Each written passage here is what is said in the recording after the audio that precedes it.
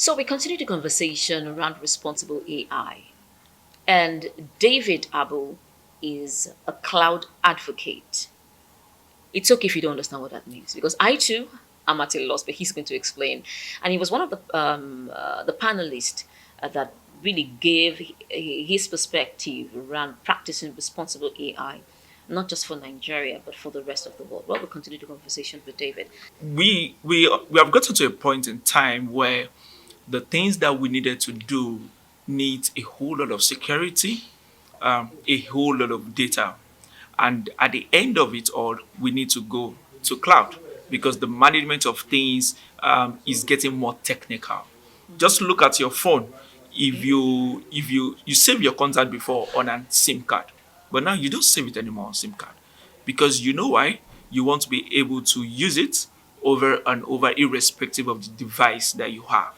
So, and that is the idea because you have gone to cloud by saving it on your any cloud device that you've used. So that way, you're already using cloud.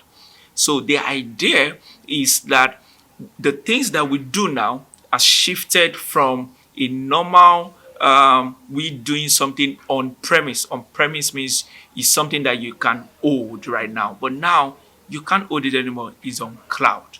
So which means that we are going into a level right now in the technological space that everything is easier to get. Everything is easier to connect to. And you were a panelist at the session inside. I spoke about some of the errors, right, that and biases that we see that is making people have a conversation about responsible AI.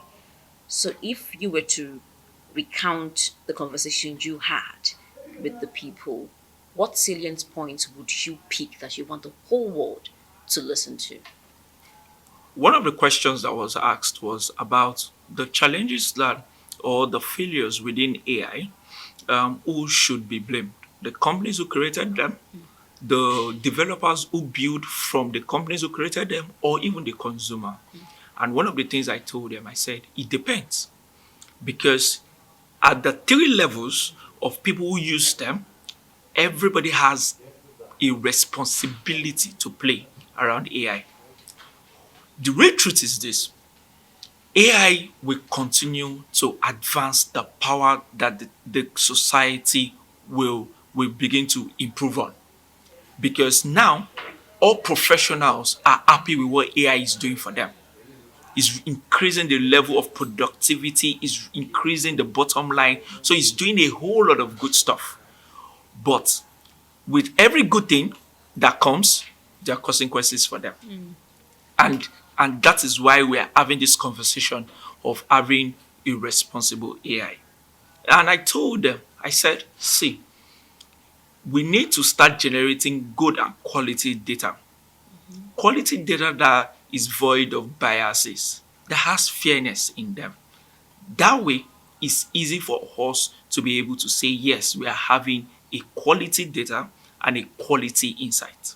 That is one of the best ways to be responsible. I gave them an example. I said, see, for there was a movie that we watched currently right now, and we said, and in that movie, a doctor said, we cannot let this woman to give birth in a natural way, but in the other way around. But this woman said, no, we want to be able to give birth in my natural way. And the doctor said, based on the data, you cannot. But at the end of the day, she gave birth in the natural way. But at the end of the day, what happened was that because they imputed that she's a black woman, the algorithm already reduces the chance of her having to give birth in a natural way.